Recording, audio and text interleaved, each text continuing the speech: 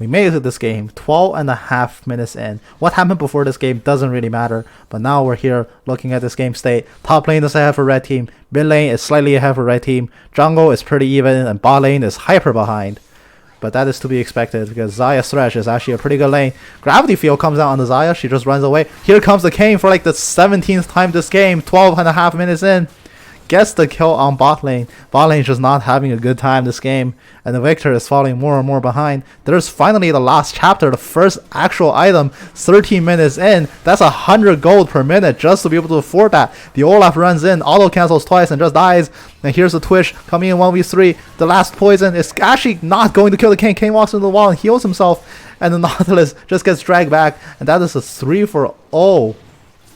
Everything going terribly wrong, and blue team has just suddenly pulled ahead with a substantial gold lead for 13.5 minutes in, and a dragon on top of that. This will be the first dragon killed, and I noticed my actual spectate is not running on the same time as live, so we're just gonna speed it up a little.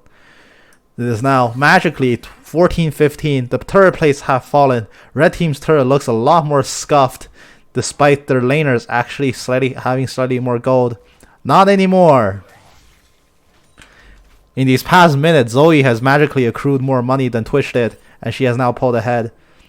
Olaf once again ults, but does not actually get anything out of it. She runs away. Bot lane, Victor dies again to the camp. This is like their 6th appearance of Kayn bot lane. He has yet to appear anywhere else. He just lives down there. He's another laner. This is a 3v2 lane, and now we have mid lane. Kayn coming in, running full speed of Twitch. He is already blue Kayn, and this is an easy assassination. He is 5-0, going to carry this game on assassin form and completely run over red team. Red team has lost their turret, and now everything is being pushed into their inner turret. Victor respawns and tries to run it back down. He has sorcerer shoes now, so he can run away even faster from these ganks and die anyway. But if there's any sliver of hope for red team, it is their superior crowd control and team fight ability compared to blue team overall, except for the Tryndamere. The Tryndamere is actually quite fed. He is definitely a strong point. They can play this game around. He starts channeling teleport at a very terrible spot. You probably shouldn't be channeling TP there, and he just drops a kill to the Xayah. That is also, I believe, a shutdown code. Now Xayah is even more rich. She has 7.7 thousand, almost double the wealth of the Victor. That's going to make this even more scuffed. That's an Essence Reaver against a lost chapter. It does not look nice for Victor in this lane. But you know what I say, the only good Victor is a dead Victor. Victor is disgusting, and I hate him. So I do not feel the slightest shred of remorse for everything bad that has happened. And here comes the Irelia, chasing down the Twitch. The Twitch is going to channel recall in this brush. Irelia does not choose to pursue. Back in mid lane, Zoe is fighting their bot lane.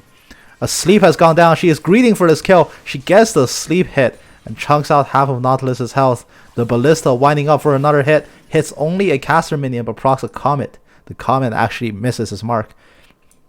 Bot lane, we have Tryndamere solo split pushing now. He is going to get that tower most likely. But here comes the Kayn with a super easy assassination just from the right field. Nothing can actually stop that man now. And here comes the Twitch. 0-5, trying to live up to his name, but he has actually 2 kills on top of that. He is drowsy, he is sleepy, he is down to a single Zoe sleep. And Xayah just throws a few feathers at him, showing just how fed she is. She came back with a rapid fire. That's running out of control. The Olaf gets slept. He pops the Ragnarok, but the sleep has already been inflicted, so he does take the bonus true damage. Xayah tanks the turret and gets executed. She does not drop the shutdown gold. Tryndamere is still bot. He is split pushing. That is the only thing he can do. The only way he can contribute. The only way that they do not immediately lose everything. But their strongest person is their split pusher. Their 4-man core cannot possibly team fight. He really should not be split pushing anymore. They're just asking to lose the rest of the map. They're all going to reset. Blue team is going back. They're just going to come back with more and more items. And this will spiral out of control very quickly unless something is being done. The Tryndamere needs to now fight as a coordinated 5-man. in order to have a chance at killing the backline. Use whatever power curve, use whatever power, not curve, power spike, there we go. Use whatever power spike he has to try to delete their backline. He is the only one that can possibly do so on top of the heavy amount of CC that the red team bot lane can create. Even if red team bot lane is feeding horribly, they can still contribute a lot of crowd control to a fight. Twitch emergency flashes because he sees a Cloud Strife running at him with a Buster Scythe, and he just has to get out of there. But here comes the Zoe. That bubble just completely off the mark. But it doesn't matter. Kayn is so fast. He is chasing him down. Twitch has no cask. He is being slowed, and they're just going to run him down. He is super extended. But speaking of super extended, what the heck is Tryndamere doing over here?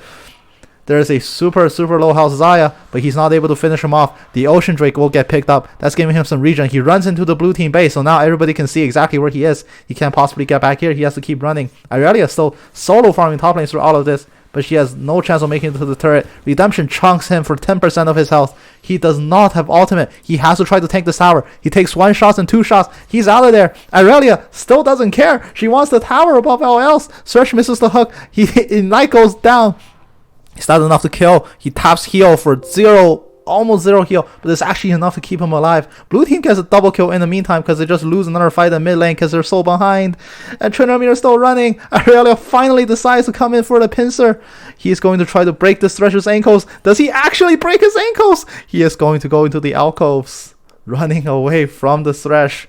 The Thresh does have mobility boost. He cannot possibly outrun this. This is not a good long-term plan. He has to try to spin into the river. That is the only way he can get out. Blue team is sending a third person to chase after him. The Zoe is coming in.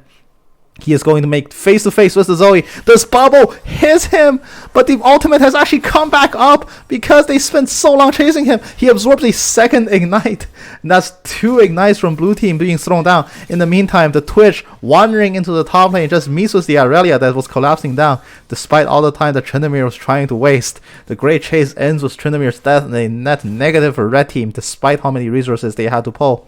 And now this top turret, right back to business for Irelia. She's going to try to plow it down with these auto attacks. The Olaf runs up. That's apparently enough to scare her off. She decides to not pursue this matter anymore, and now blue team is starting Baron.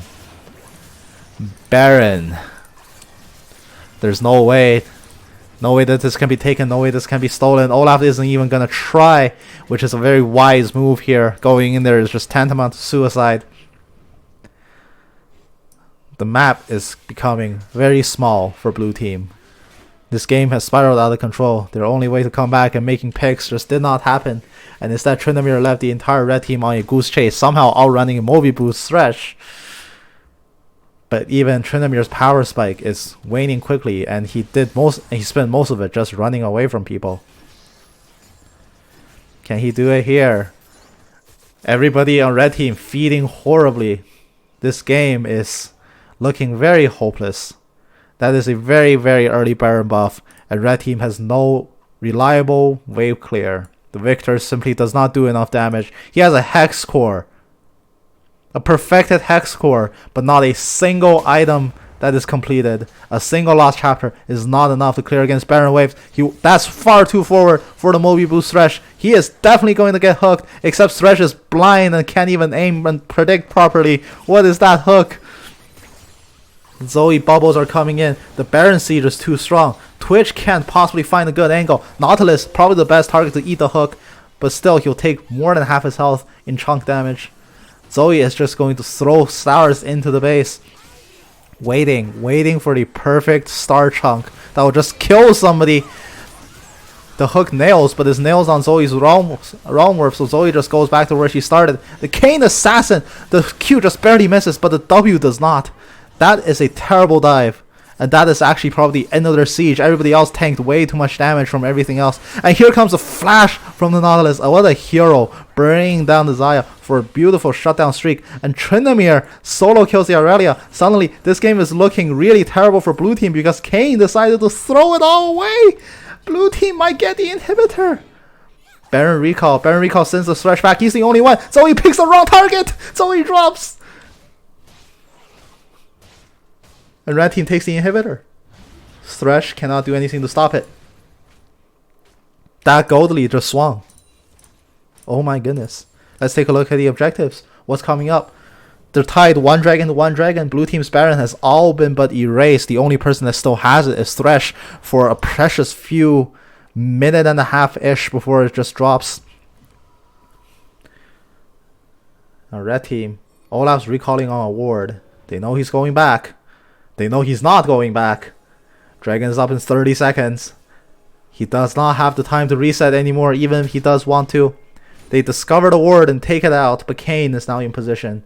This is now a difficult dragon to contest. They must find a way to make a pick. Kayn picks a target, jumps into the Victor. That is a kill, unless the stopwatch saves him. The stopwatch breaks and saves the Victor's life, but that is still a possible dragon contest. Kayn runs with his tail between his legs. The pink horse gets plucked, but here comes the sweeper. Vision is being denied on the outer walls. They have no idea what's going on. Tryndamere dives in headfirst against 4 people. He is dying immediately. He didn't have time to pop the ulti. Oh no!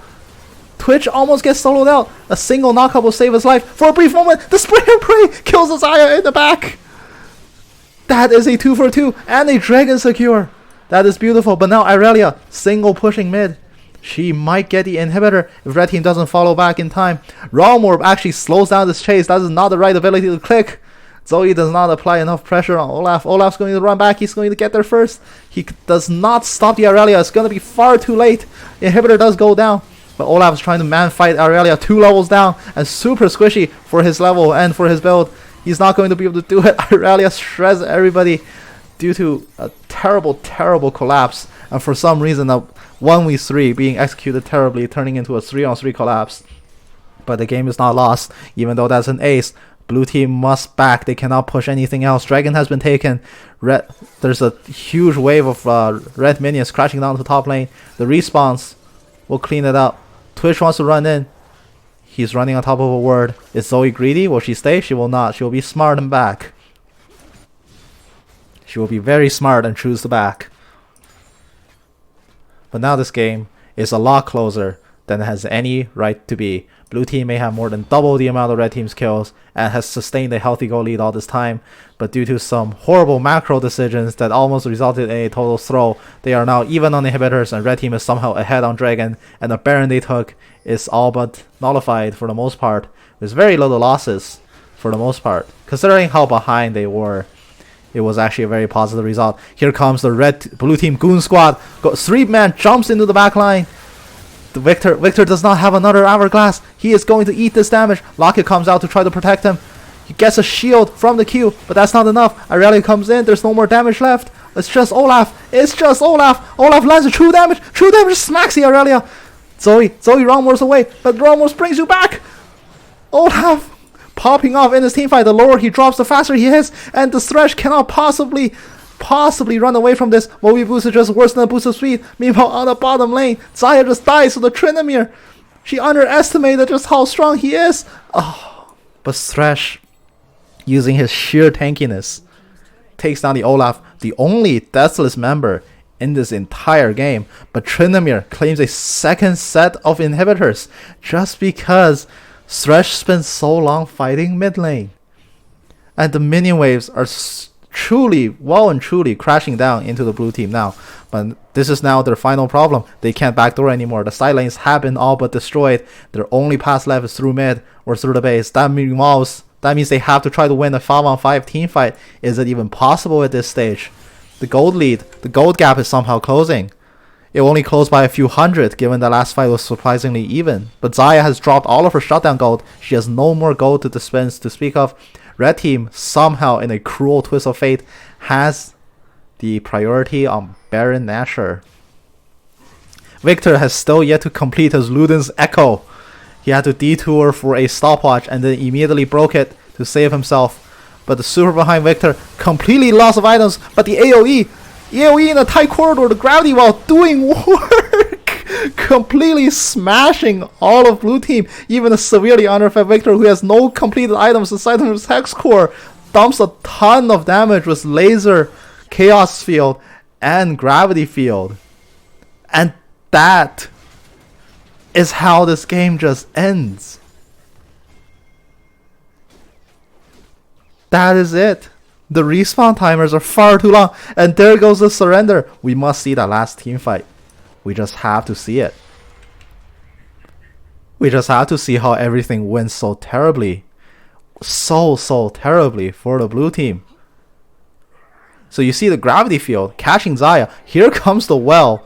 And the initial burst of the gravity well gets so many of them down. Tryndamere spins to the backline and gets a few crits down with his Tiamat. And that's actually where most of the damage came from, if I'm not mistaken. Let's slow this down by a bit. So you can see here there's a gravity well. The gravity well catches Xayah. So Xayah has to try to blow her off. But that's not going to happen. A huge amount of bursts and skills get dropped on her. And now Tryndamere runs from the backline. Crits once. Spins. Crits twice. And there's a Zoe that a huge crit. That was a huge crit onto the Kayn. That actually takes him down. And here comes the spin. He guesses wrong. He tries to guess where Irelia is, and he guessed he was going to run down, and that's just not correct. Irelia tries to turn some fight, which is, I mean, there's very little you can do at this point, but that's probably not the right decision, and that's a full wipe, and Tryndamere just straight up wins the game. Well done, a solid carry performance coming down from Tryndamere, and blue team just immediately surrenders because their mental is just shattered. And even when the game ended, red team operated with a gold deficit. That was a beautiful game. The split push completely working out for red team. The Victor still didn't finish an item aside from the perfect Hess core, but it doesn't matter, just the raw damage he can output in that tight corridor. Blue team picked the worst fight imaginable. That's all. That's all it takes.